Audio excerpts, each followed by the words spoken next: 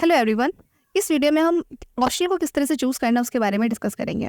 देखिए, ऑप्शनल पे अलग वीडियो इसलिए बनाया जा रहा है क्योंकि ऑप्शनल का जो मार्क्स है मेंस में वो बहुत ज़्यादा कैरी करता है।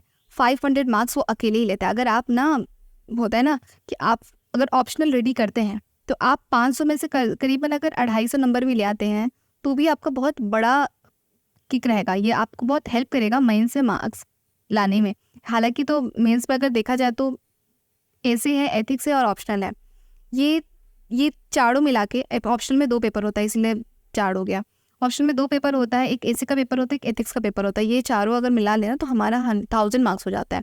इस 1000 मार्क्स में मार्क्स स्कोर करना ज़्यादा अच्छा होता है। जीएस पर 1 2 3 में एवरेज ही नंबर जनरली सबका 150 के अंदर, 100-150 के अंदर ही आता है। तो उससे आपका ज़्यादा एज नहीं आता, रैंक नहीं बनता। रैंक जो बनता है आपके ऑप्शनल से ऑप्शनल अगर आप सही चुनते हैं तो सही मार्क्स अगर लाते हैं तो ऑप्शनल आपको एज प्रोवाइड करेगा। ठीक है, ये तो हम डिस्कस कर लिए, पर है ना उससे पहले हम हमको बताना चाहते हैं कि यूपीएससी के नोटिस में ऑप्शनल के सिलेबस के रिगार्डिंग हमसे क्या बोला गया है। देखिए, ये मेरे एक भी लाइन हम इसमें से नहीं पढ़ किया है, एक भी लाइन मेरा अपना लिखा हुआ नहीं है। ये यूपीएससी के नोटिस से पूरा कॉपी पेस्ट है। देखिए, आपको ऊपर में अभी नहीं पढ़ना है क्योंकि ऊपर में मेंस के बारे में ये वीडियो स्पेसिफिकली ऑप्शनल के लिए है, तो आपको यहाँ से पढ़ना है। देखिए यहाँ पे क्या लिखा है, the scope of the syllabus for optional subject paper 6 and paper 7 for the examination is broadly. कैसे रहेगा आपका ये जो आपका पेपर, 2 पेपर हम पहले बताए ना, ऑप्शनल में 2 पेपर होता है, एक पेपर 6 और पेपर 7 पेपर जो होता है वो कैसे रहेगा, वो ऑनर्स डिग्री के लेवल का होगा। ठीक है, ऑनर्स डिग्री का लेवल का होगा। लेवल जो होगा आपका बैचलर डिग्री से थोड़ा सा ऊपर होगा और lower than the master degree. UPSC खुद ही बता दिया है कि आपको किस लेवल की रेंज में पढ़ना है। ठीक है, पर ये जो इंजीनियरिंग और मेडिकल साइंस, लॉ और कुछ सब्जेक्ट है ना, उसका जो रहेगा वो लगभग बैचलर डिग्री तक का ही रहेगा। ठीक है, अब आप समझ गए कि आपको कहाँ से पढ़ना है। अगर मान लीजिए फॉर एग्जाम्पल हम आपको बता दें कि मेरा ऑप्शनल जैसे अगर एक सब्जेक्ट है सोशियोलॉजी है, ठीक है, तो सोशियोलॉजी तो 11-12 में भी है, तो हमको किस लेवल तक का बुक पढ़ना चाहिए। ग्रेजुएशन पे चली जाए, मास्टर्स लेवल पे चली जाए, तो पता चल गया ना, यहाँ पे तो बता दिया यूपीएससी कि लेवल जो आपका है higher than the bachelor's degree and lower than the master degree. ठीक है, वापस अब आते हैं। देखिए, सिलेबस कितना है ये तो पहले हम डिस्कस कर लिए। इसका वेटेज आपका 28% है, इसलिए वाइजली चुनिएगा तो वाइजली मार्क्स आएगा। आपका अच्छा मार्क्स आएगा तो आपको रैंक बनाने में बड़ा हेल्प करेगा। थर्ड पॉइंट हमारा आता है, ऑप्शनल चूज करते वक्त हरी नहीं होना है, एकदम ज़्यादा हड़बड़ाना नहीं है कि फटाक से 2-4 जन दोस्त बोला, किसी का सुन लिए और फटाक से हम डिसाइड कर लिए। क्योंकि आप है ना पढ़ लेते हो, फिर चूज़ करना होता है, फिर 2-3 अटेम्प्ट दे देते हैं बच्चे, फिर सोचते हैं नहीं ये ऑप्शनल के कारण ही मेरा रैंक नहीं आ रहा, तो लेट्स चेंज द सिलेबस या चेंज द ऑप्शनल। ऐसा कुछ नहीं करना आपको कि चलिए इस ऑप्शनल को चेंज कर दिया जाए, तो आपको बहुत टाइम वेस्ट हो जाता है ना। इससे बेटर है कि आप पहले ही सोच समझ के लीजिए, दूसरे का ना सुनिए। तो किसका सुनिए बताते हैं, ध्यान से सुनिए, ध्यान से सोचिए।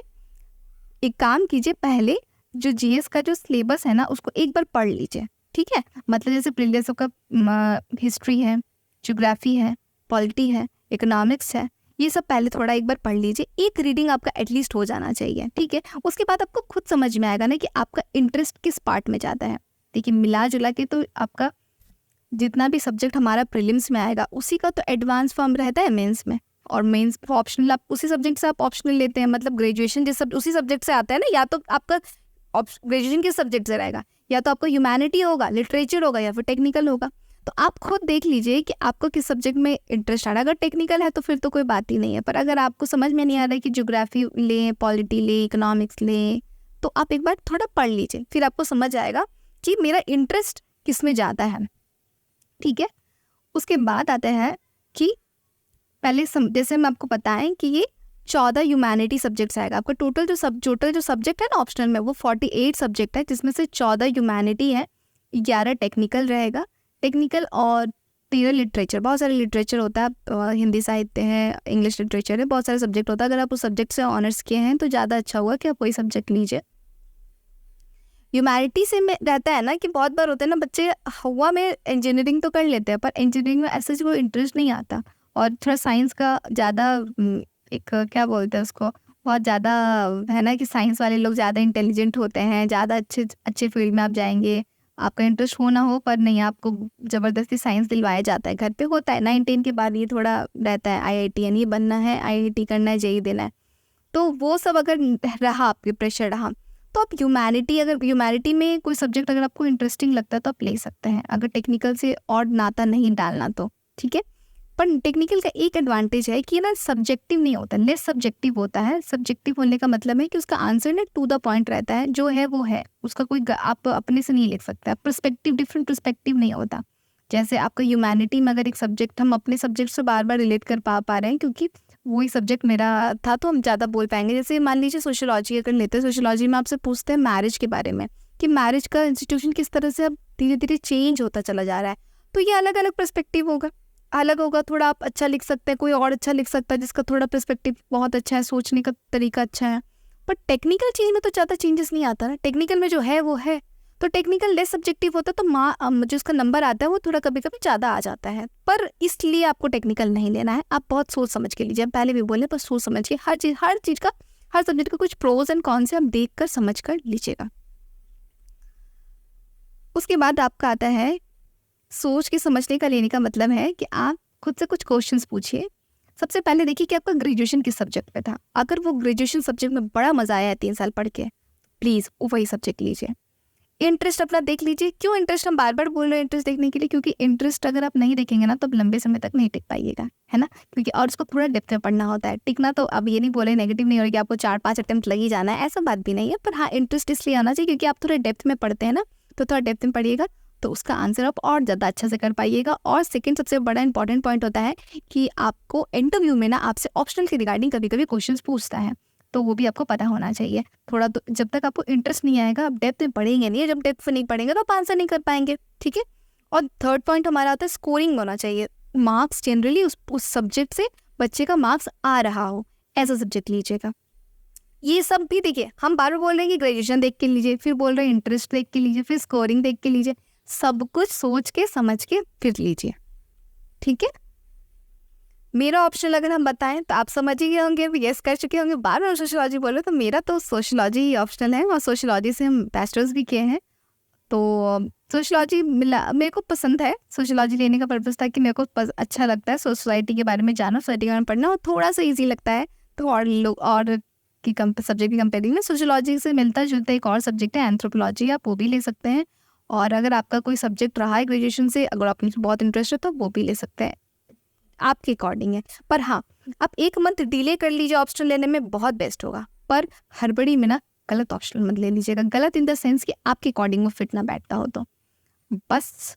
और एक और 7 पॉइंट आता है कि पहला तो आप देख लीजिए, आप एक बार एक रीडिंग कर लीजिए, हड़बड़ाइए मत, पहले पढ़ लीजिए। और दूसरा चीज़ ये कर आप शॉर्ट लिस्ट कर सकते हैं कुछ ऑप्शनल को, जैसे हम पैसे बताए ना यहाँ पे।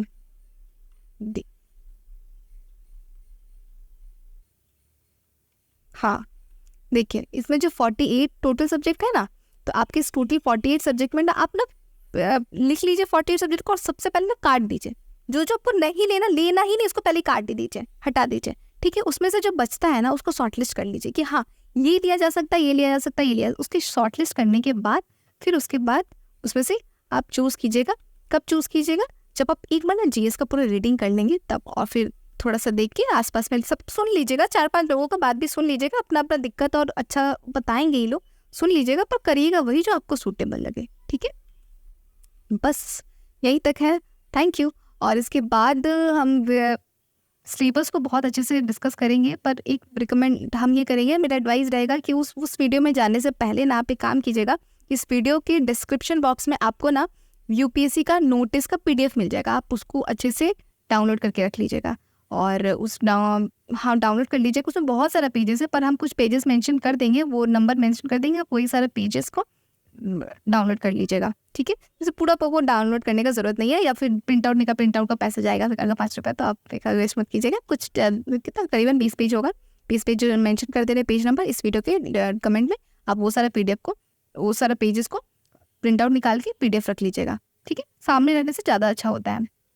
उसके बाद हम डिस्कस करेंगे, उसके बाद हम जैसे जैसे आपको बताते चले जाएंगे कि कौन सा लाइन में क्या लिखा हुआ है, क्योंकि सिलेबस ही है जो बहुत हेल्प कर सकता है। मेरे को सिलेबस ही है जिसके थ्रू हम आगे प्रोसीड कर पाएंगे, ठीक है। क्योंकि और कोई आपको जो बताएगा वो अपना एक्सपीरियंस बताएगा, पर सिलेबस आपको जो बताएगा ना वो रियली यूपीएससी जैसे कॉन्टैक्ट अप कर रहे हैं। ठीक है, थैंक यू।